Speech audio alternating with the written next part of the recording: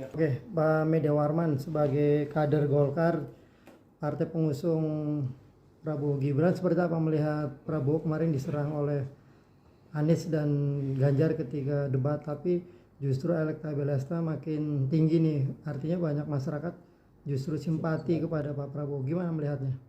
Iya, di dalam pemilu ini, di dalam debat biasanya yang namanya serang menyerang itu ya biasa sebenarnya ya. Wajar aja orang ingin menjatuhkan, ingin menang, ingin merasa pada saat debat itu dia seolah unggul. Tapi unggul itu tidak hanya di debat. Unggul itu nanti adalah pada saat kenyataan di pemilih seperti apa.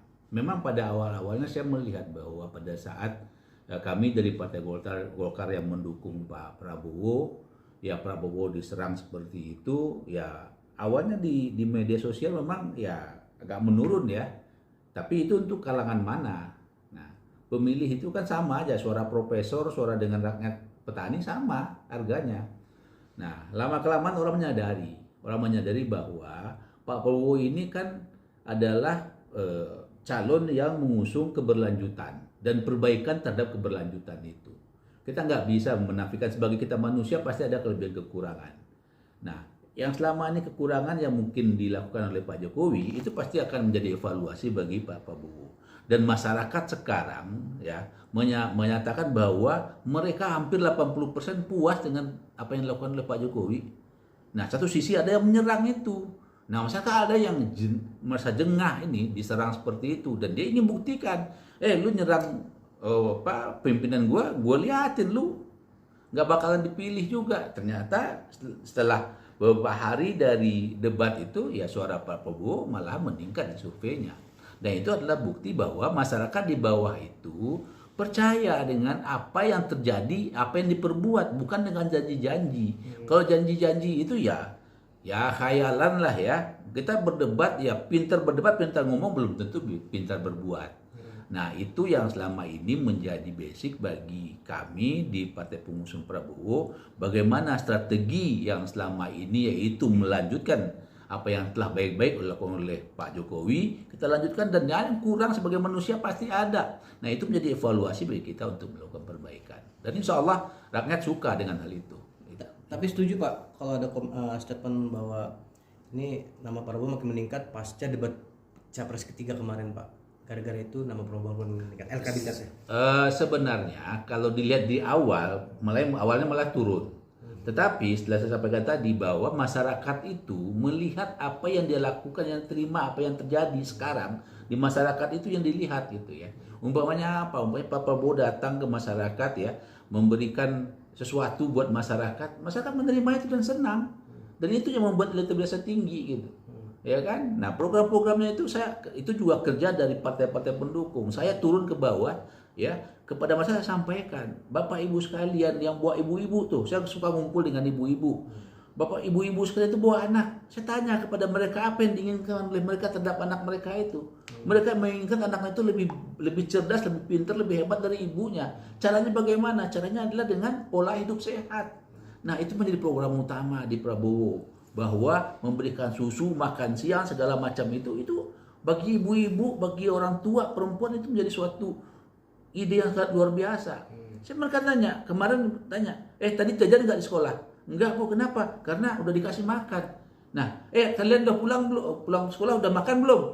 Enggak nanya lagi, karena udah yakin bahwa udah diberikan yang terbaik di sekolahnya.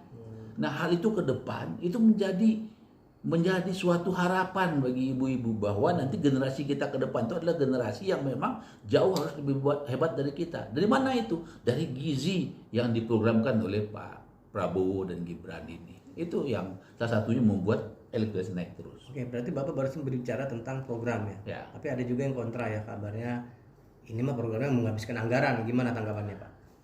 Anggaran pemerintah itu untuk apa? Pertanyaannya itu aja. Anggaran pemerintah itu untuk apa? Untuk masyarakat. Ya kalau pemerintah itu untuk masyarakat ya. Nah, program itu seimbang. Nah, sekarang kan disampaikan sekitar 400-an triliun. Kita 2.000 triliun masih ada. 5 kalinya yang bisa dipergunakan buat pembangunan, buat yang lain-lain itu kan, buat gaji, buat apa. Nah kemudian juga kemarin disampaikan oleh Pak Prabowo bagaimana, oleh Gibran bagaimana meningkatkan pendapatan pajak kita. Ya, yang kaya harus mensubsidi yang miskin, yang kaya harus bayar pajak yang lebih gitu kan. Nah seperti itu dibuka lapangan usaha, hilirisasi, lapangan pekerjaan diperbanyak gitu kan. Itu kan untuk buat masyarakat. Nanti kalau hilirisasinya udah bagus, kita udah mulai ekspor keluar dalam bentuk yang setengah jadi itu atau jadi, itu kan pajaknya besar buat kita, divisanya besar. Nah itulah yang nanti akan menjadi APBN kita nambah. APBN kita udah sekarang 2.000 lebih triliun kan. Nah kalau cuma 400 miliar, wajar dikembalikan ke masyarakat. Kok salah sih? Gitu. Oke Bang, kemarin juga sempat Prabowo dicecar soal pertahanan dan Kemenhan ini. Gimana Bang melihatnya? Prabowo sempat artinya nggak mau memberikan data di debat publik sendiri. Pengennya secara bertemu langsung. Sebenarnya Pak Prabowo itu bukan nggak mau. Untuk menerangkan itu butuh waktu yang panjang, ya. Nggak bisa dengan 2 menit menerangkan apa yang dibuka itu. Nah, dipersoalkan masalah masalah pesawat bekas. Masalah bekas itu kan atas permintaan. Sekarang udah diakuin oleh kepala stafnya bahwa itu atas permintaan mereka, bukan di Pak Prabowo aja gitu kan. Atas permintaan mereka, dan itu adalah dalam rangka mengisi, karena pesawat baru itu kita harus DP dulu, pesan dulu, sekian tahun baru ada. Kita harus mengisi kan. Ya kan, mengisi yang ada dulu dengan apa? Dengan cara bekas. Nah, sama dengan kita bekas itu kan tuh lihat lagi. Bekas itu jangan dilihat tahunnya, tapi umur pakainya. Saya kemarin beli mobil bekas, kilometernya baru 12.000. Tapi udah 5 tahun yang lalu. Nah, saya coba beli mobil tahun 2023, ya kan udah 50.000. Beli yang mana?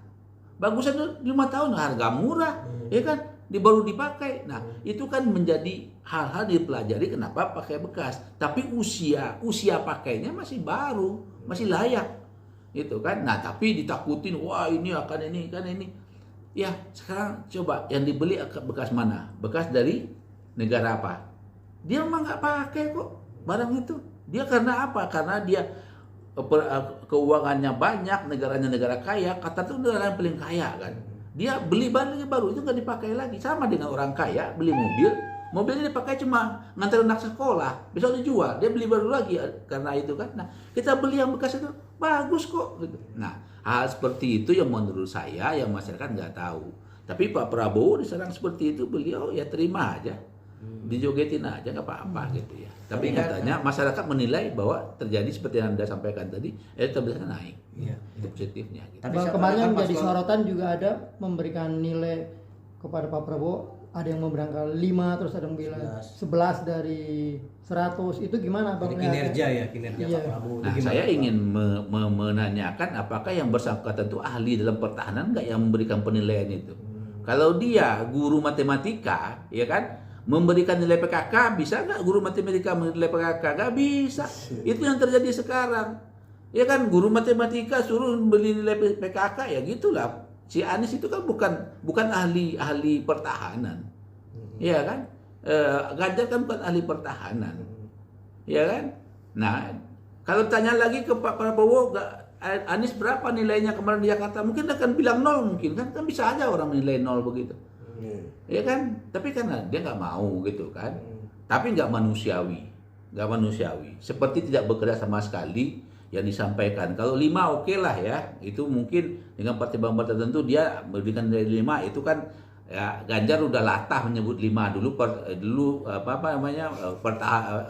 hukum kita 5 juga menurut dia kan. Udah latah aja 5. Nah, kalau 11 dari itu emang nggak bekerja. Satu sisi ya kan, negara kita aman selama ini. Ada apa coba? Apa? Yang dari luar, serangan dari luar nggak ada. Ya paling-paling kita itu persoalan keamanan, persoalan di Papua. Di Papua itu udah bertahun-tahun kita lakukan, sekarang adalah penyelesaiannya tidak menyelesaikan secara sporadis, tapi penyelesaian secara kekeluargaan.